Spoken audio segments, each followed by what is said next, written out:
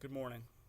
This is Samuel, and in this video in my ENTJs series, I will be covering the inner circle, what it is, and how to build it out.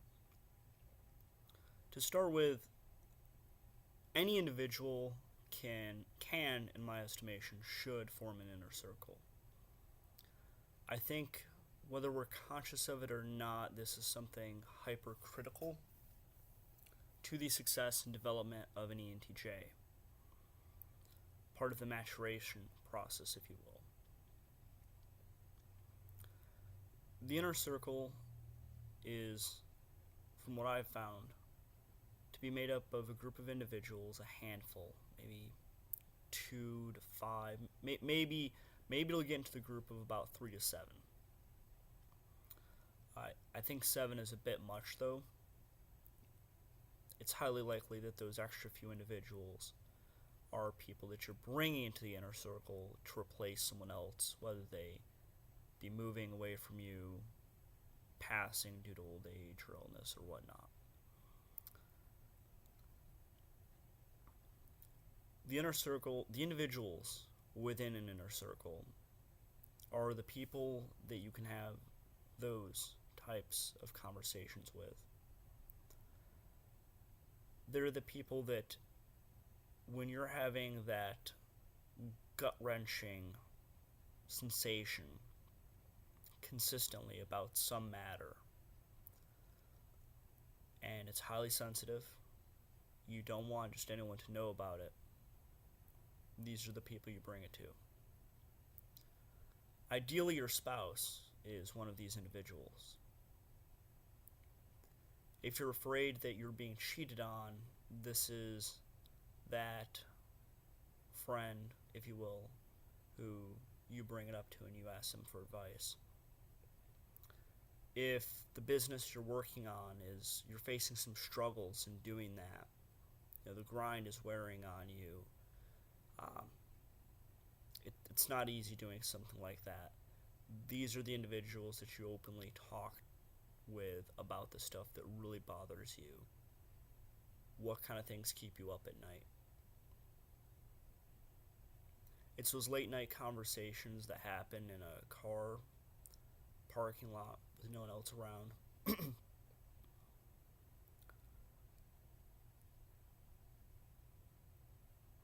These individuals, you've most likely built up an extremely high amount of trust with them. You've known them for a while. You've gotten to know their patterns, behaviors, how they think, how they respond. And consistently, they will tell you the truth. These are the individuals who will tell you stuff you really don't want to hear. Or will openly tell you that, in your situation, there probably is no answer, and you just have to keep going, or pick a direction and pray. Even if you're not religious, pray. Hope something works out.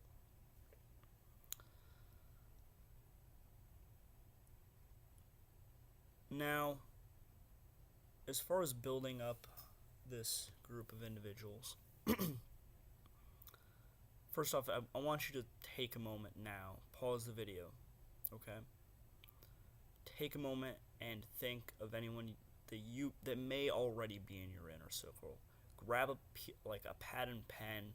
If you're an ENTJ, you should already have one on hand, but grab a pad and pen. Write down those names. Okay.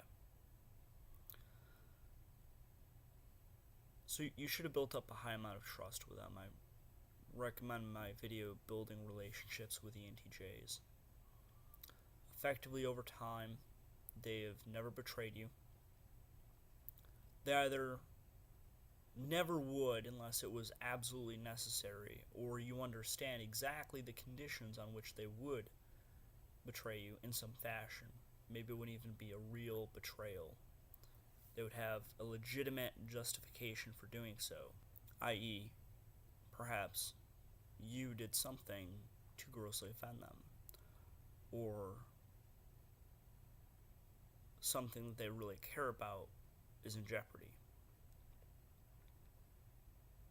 But fundamentally, with the highly sensitive information, they wouldn't give that out to anyone.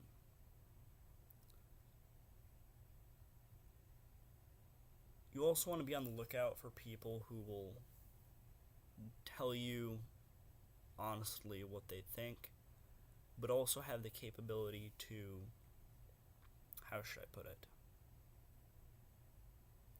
I certainly know for myself that sometimes when someone tells me something I really don't want to hear, I'm not always the most receptive to it. That being said, there are people out there who are able to bring that to me in a way that makes me listen and makes me consider what they have to say very seriously and give it a lot of thought.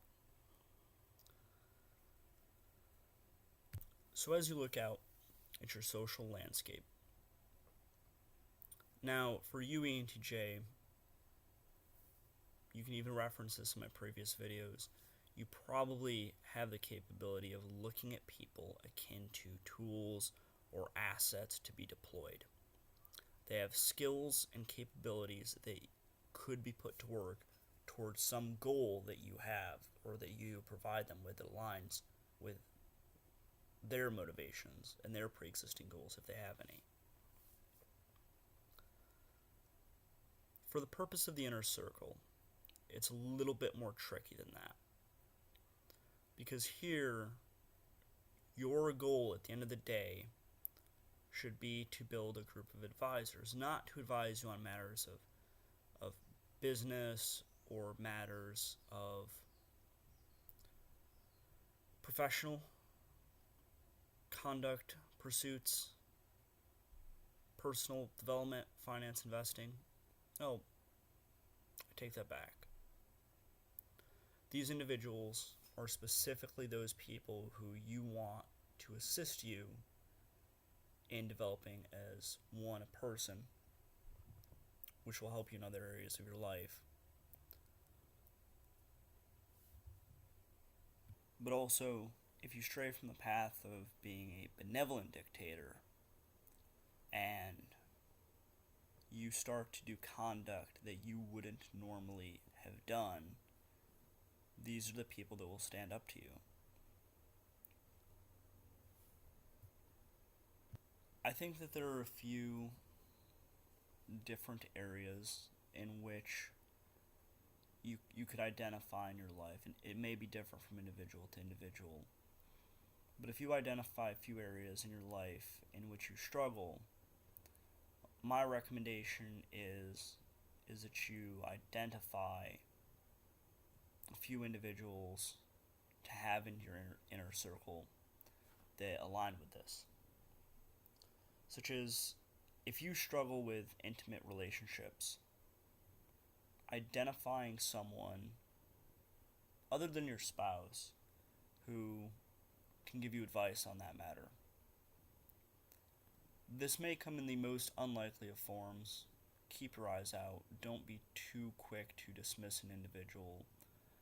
I know the temptation to quickly execute is there, but give this a lot of thought.